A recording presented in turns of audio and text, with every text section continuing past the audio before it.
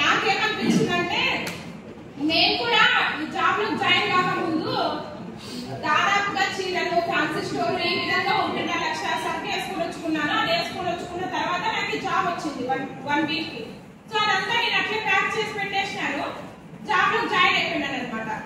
ఇప్పుడు నేను మళ్ళీ ఈ 3 రోజులు ట్రైనింగ్ తీసుకున్న తర్వాత ఆ సరుకుని ఎట్లా సేల్ చేసుకోవాలనేది నాకు ఒక అవగాహన వచ్చింది అనమాట. సో నేను తీసుకున్న అమౌంట్కి అయినా కూడా నేను ఇవ్వగలుగుతాను. అంటే నాకు 1.5 లక్షల సరుకు ఉంది, దాన్ని నేను అంతగా ఇచ్చుకున్నా కూడా నేను లాస్ కాదు కదా అనేది ఒక ఆలోచన వచ్చింది. తర్వాత ఇంకోటి ఏమంటే మామూలుగా ఈ అమ్మఒడి తర్వాత మాకు ఆటో ఉంది, మా ఆయన ఆటో తోలుతాడు, దానికి సంబంధించి ఆటో అమౌంట్, మా నాన్న పెన్షన్ వస్తుంది ఆ అమౌంట్, ఇవన్నీ చూసుకుంటే ప్రభుత్వం మాకు ఫ్రీగా ఇచ్చేస్తుంది అని అందరూ అట్లానే గ్రామాల్లో కూడా ఇట్లానే అనుకుంటున్నాం. కాకపోతే ఇది ఫ్రీ అమౌంట్ కాదు. నేనే చూసుకుంటే మా ఇంట్లోనే 3 బండ్లు ఉన్నాయి. నాకు స్కూటీ ఉంది, మా నాన్నకి స్కూటీ ఉంది, మా ఆయన కూడా ఆటో తోలుతున్నారు.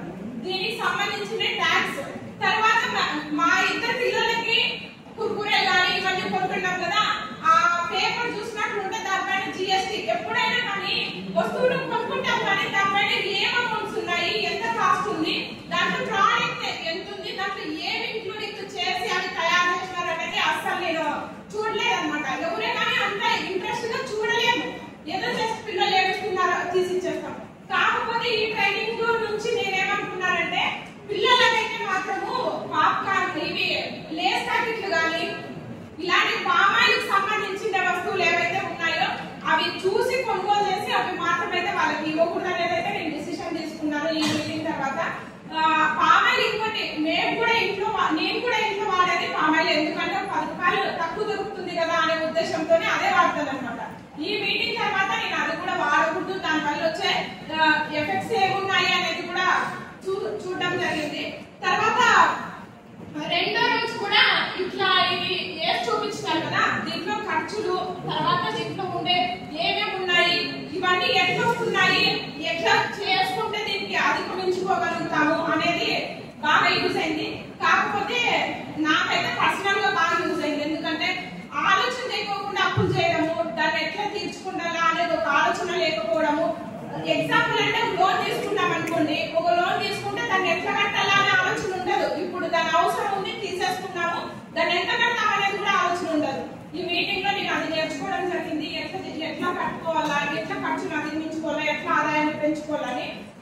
దీన్నే మనము గ్రామాల్లో కూడా మేడం చెప్పినారనమాట. ఈ ఎక్సర్సైజ్ లు మీరు గ్రామాల్లో కూడా యూజ్ చేయండి. మనము ఇక్కడ క్యాంపస్ లోనే 36 రకాలు ఉండే ఔషధ మొక్కలు తెచ్చినామంటే మన విలేజెస్ లో ఎన్ని ఉంటాయో ఒకసారి ఆలోచన చేయండి. కాబట్టి ఇట్లాంటివన్నీ కూడా గ్రామాల్లో కూడా మనము ఇవి మీటింగ్స్ లో పెట్టినప్పుడు కానీ, మామూలుగా ఎంఎస్ఎంఎస్ లో కానీ, జిఎస్ఎంఎస్ మీటింగ్స్ లో కానీ, ఎస్ఎంజీ లో మీటింగ్ లో కానీ ఇలాంటివన్నీ చేయించడం ద్వారా వాళ్ళకు కూడా ఎక్సర్సైజ్ గా అవుతుంది. తర్వాత వచ్చేసి వాళ్ళ దగ్గర నుంచి మనం కొన్ని విషయాలు నేర్చుకుంటాము, మన దగ్గర నుంచి కూడా వాళ్ళు కూడా కొన్ని విషయాలు నేర్చుకుంటారు. బోర్ అనేది అనిపించదు అనమాట.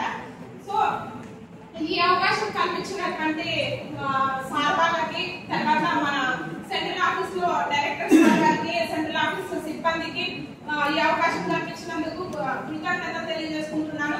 ఇంకో విషయం ఏమంటే మేము ఫీల్డ్ లో పనిచేస్తుంటాము, కానీ అన్ని విషయాలు మాకు తెలుసు అనుకుంటాం కానీ ఇట్లా ట్రైనింగ్స్ అయితే చాలా ఇంపార్టెంట్ సార్. కాబట్టి మా కోసం ఇలాంటి ట్రైనింగ్స్ కనీసము ఒక 2 నెలలకు లేదంటే